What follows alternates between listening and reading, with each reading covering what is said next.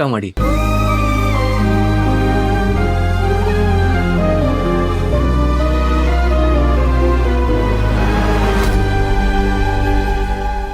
ಯಾಕಮ್ಮ ನುಗ್ಗೆಕಾಯಿ ಬೇಡಪ್ಪ.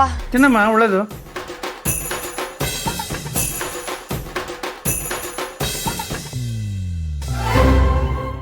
ಏನಮ್ಮ ನೀನು ಊಟ ಮಾಡಲ್ವಾ? ಮನುಷ್ಯರ್ಗಿಷ್ಟು ಸಾಕು. ಸರಿ ಸರಿ.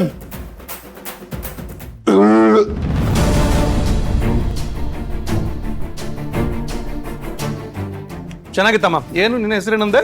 ಅಂಜನಾ. ಅಂಜನಾ. ಹೋಟ್ಲಷ್ಟೇ ಊಟನೂ ಚೆನ್ನಾಗಿತ್ತು. ಅಣ್ಣ ಅಷ್ಟು ಬೇಗ ಊಟ ಮಾಡ್ಬಿಟ್ರಾ? ಬೇಕೆ ಇದೇ ಅಣ್ಣ, ಇನ್ನೊಂದು ಸ್ವಲ್ಪ ನುಗ್ಗಕ್ಕೆ ಹಾಕಿಸ್ಕೋಬೋದಾಗಿತ್ತು. ಅವನಿಗೆ ಮಾತಾಡ್ತಿರೋದೊಂದು ರೋಗ ಹೇಳಿದ್ನಲ್ಲ ಆಗ್ಲಿ. ನಿನಗೇನಕ್ಕೆ? ನನಗೇನು ಬೇಕೋ ಎಷ್ಟು ಬೇಕೋ ನಾನು ತಿಂತೀನಿ. ನಿನ್ಗೆ ಏನು ಬೇಕೋ ಎಷ್ಟು ಬೇಕೋ ತಿಂದು. ಹಾ ಆಯ್ತು. ಹಾ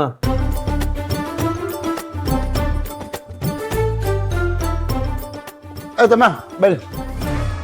ಅಣ್ಣಂಗೆ ಊಟ ಆಗಿದ ತಕ್ಷಣ ಮುಂದೆ ಎಲೆ ತೊಗೊಳಕು, ತುಂಬ ಕ್ಲೀನರು. ಆ ಎಲೆ ತೆಗೆದ್ಬಿಡು, ಹಂಗಕ್ಕೆ ನುಗ್ಗಕಾಯಿ ಬೆಳ್ಕೊಂಬಿಡು.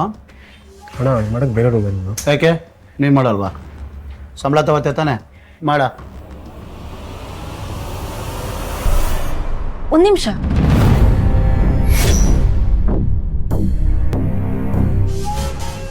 ಸಾರಿ, ನೀವ್ ಹೋಗಿ.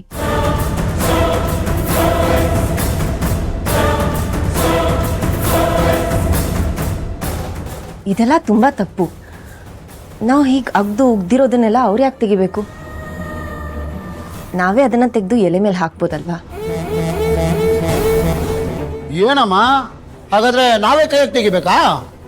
ನೀವೇ ತಿಂದಿರೋದು ತಾನೆ, ಅದನ್ನ ತೆಗಿಯೋದಕ್ಕೆ ನಿಮ್ಗೆ ಕಷ್ಟ ಆಗ್ತಿದ್ಯಾ?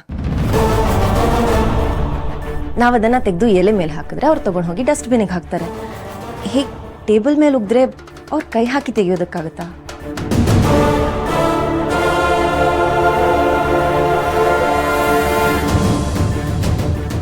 ವಾ, ನಾವು ಅದಕ್ಕೆ ದುಡ್ಡು ಕೊಟ್ಟಿರೋದು. ದುಡ್ಡು ಕೊಟ್ರೆ ಏನ್ ಬೇಕಾದ್ರೂ ಮಾಡ್ಬೋದಾ? ಕಲೆಕ್ಟರ್ ಆಗಿರ್ಲಿ, ಕ್ಲೀನರ್ ಆಗಿರ್ಲಿ, ಅವ್ರವ್ರ ಕೆಲ್ಸಕ್ಕೆ ಅಂತ ಒಂದು ಮರ್ಯಾದೆ ಇರುತ್ತೆ.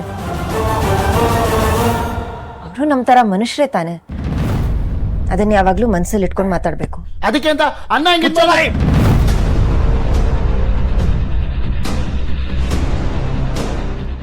ಇವಾಗ ಏನಮ್ಮ,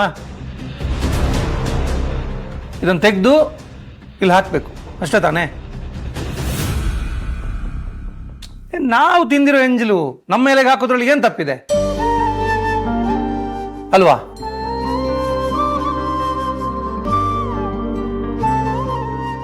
ಹಾಕ್ತೀನಿ ಬಿಡಮ್ಮ.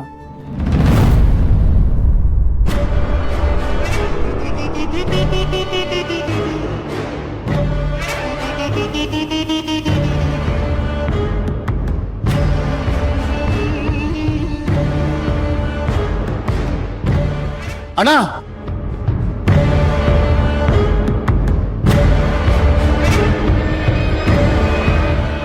ಸಾಕಾ ಅಮ್ಮ?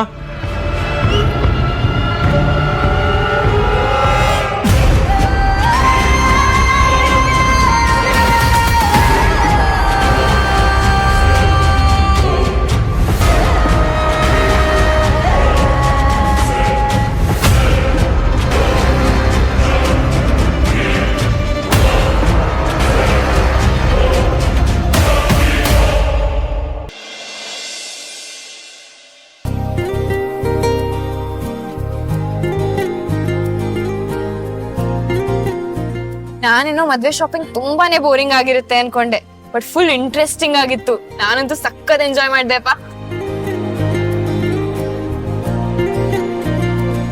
ದೇವ್ರ ದಯಿಂದ ನಮಗ್ ತುಂಬಾ ಒಳ್ಳೆ ಸಂಬಂಧನೇ ಸಿಕ್ಕಿದೆ.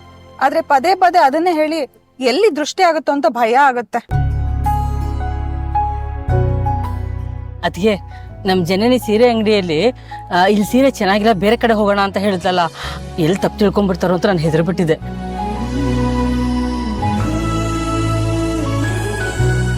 ಜನನಿ ಸರಿಯಾಗಿ ಹೇಳಿದ್ಲು, ಅಲ್ಲಿ ರೇಟ್ ತುಂಬಾ ಜಾಸ್ತಿ ಇತ್ತು. ಜನನಿ, ನೀನ್ ತಗೊಂಡಿರೋ ನಿರ್ಧಾರ ಕರೆಕ್ಟ್ ಆಗಿದೆಯಮ್ಮ. ಅದಷ್ಟೇ ಅಲ್ಲ ರೀ, ಅವ್ರು ಅದೆಷ್ಟೋ ವರ್ಷದಿಂದ ಅದೇ ಅಂಗಡಿಯಲ್ಲಿ ಸೀರೆ ತಗೋತಾ ಇದಾರಂತೆ. ಆ ಅಂಗಡಿ ಅಂದ್ರೆ ಸೆಂಟಿಮೆಂಟ್ ಅಂತ ಬೇರೆ ಹೇಳ್ತಾ ಇದ್ರು. ನಾವು ಅಂಗಡಿಗೆ ಹೋದಾಗ ಎಷ್ಟು ಹೆಮ್ಮೆಯಿಂದ ನಮ್ಮನ್ನೆಲ್ಲ ಪರಿಚಯ ಮಾಡಿಸಿದ್ರು ನೋಡಿ. ನಮ್ ಜನನಿ ಇಲ್ಲಿ ಸೀರೆ ಚೆನ್ನಾಗಿಲ್ಲ, ಬೇರೆ ಕಡೆ ಹೋಗೋಣ ಅಂದಾಗ ಒಂದ್ ಮಾತು ಆಡ್ಲಿಲ್ಲ ನೋಡಿ, ಎದ್ದೋಗ್ಬಿಟ್ರು. ಇದೇ ಅಲ್ವಾ ದೊಡ್ಡ ಗುಣ ಅನ್ನೋದು.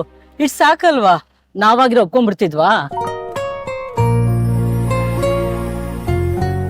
ಲಮ್ಮ, ಬಿಸ್ನೆಸ್ ವಿಷಯದಲ್ಲೇ ಹೆಣ್ಮಕ್ಳು ನಂಬಿ ಅಧಿಕಾರ ಕೊಟ್ಟಿದ್ದಾರೆ, ಇನ್ನು ಸೀರೆ ವಿಷಯದಲ್ಲಿ ಕೊಡಲ್ವಾ? ನಮ್ ಜನನಿ ಹೋಟ್ಲ್ ಹೇಳಿದ ವಿಷಯಕ್ಕೆ ಸರಿ ಅಂತ ಹೇಳಿ ಒಪ್ಕೊಳ್ಳಿಲ್ವಾ? ಅವ್ರು ಒಂಚೂರು ಈಗೋ ತೋರಿಸ್ಲಿಲ್ಲ, ಅದಕ್ಕೆ ಲೈಫ್ ಅಲ್ಲಿ ಅವ್ರು ಎಲ್ಲದರಲ್ಲೂ ಸಕ್ಸಸ್ ಆಗಿರೋದು. ಸರಿಯಾಗಿ ಹೇಳಿದ್ರಿ.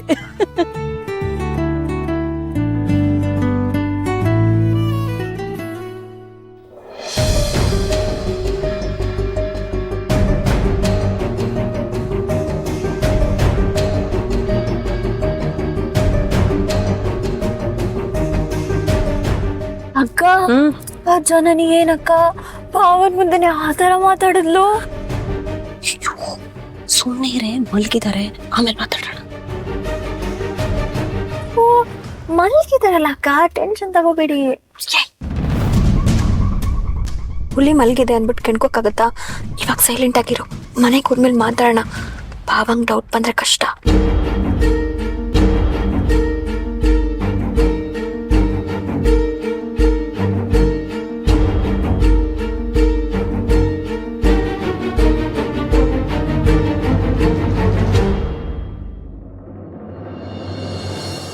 ನಂಗೆ ಯಾಕೋ ಸ್ವಲ್ಪ ಡೌಟ್ ಹೊಡಿತಿದೆ.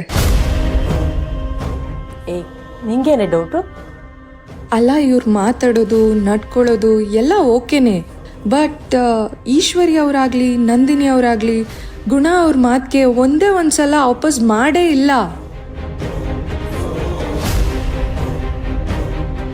ನಾವೇನೇ ಹೇಳಿದ್ರು ಅವರಿಬ್ರು ಗುಣ ಅವ್ರು ಏನು ಹೇಳ್ತಾರೋ ಅಂತ ಕಾಯ್ತಾನೇ ಇರ್ತಾರೆ. ನಂಗೆ ಇದನ್ನೆಲ್ಲ ನೋಡ್ತಾ ಇದ್ರೆ ಇವರೆಲ್ಲ ಬಿಸ್ನೆಸ್ ಹೇಗೆ ನೋಡ್ಕೊತಿದ್ದಾರೋ ಅಂತ ಅನ್ನಿಸ್ತಿದೆ. ಓಪನ್ ಆಗಿ ಹೇಳಬೇಕು ಅಂದರೆ ಇವ್ರ ಆ್ಯಟಿಟ್ಯೂಡ್ ಎಲ್ಲ ಕ್ಯಾಲ್ಕುಲೇಟ್ ಮಾಡಿ ನೋಡಿದ್ರೆ ಇವರೆಲ್ಲ ದೊಡ್ಡ ಪೊಸಿಷನಲ್ಲಿ ಇರೋದೇ ಡೌಟ್ ಅನ್ನಿಸ್ತಿದೆ. ಯಶ, ನೀನ್ ಸ್ಟೋರಿ ಬರಿತಾ ಬರಿತಾ ರಿಯಲ್ ಲೈಫಲ್ಲೂ ಏನೇನೋ ಇಮ್ಯಾಜಿನ್ ಮಾಡೋದಕ್ಕೆ ಶುರು ಮಾಡಿದ್ಯಾ ಅನ್ಸುತ್ತೆ. ಪರ್ಸ್ನಲ್ ಲೈಫಲ್ಲಿ ಸೈಲೆಂಟ್ ಆಗಿರೋರು ಪ್ರೊಫೆಷ್ನಲ್ ಲೈಫಲ್ಲೂ ಹಾಗೇ ಇರಬೇಕು ಅಂತೇನಿಲ್ವಲ್ಲ. ಇನ್ಫ್ಯಾಕ್ಟ್ ನಂಗೆ ಅದೇ ಅವ್ರ ಪ್ಲಸ್ ಪಾಯಿಂಟ್ ಅಂತ ಅನ್ಸುತ್ತೆ.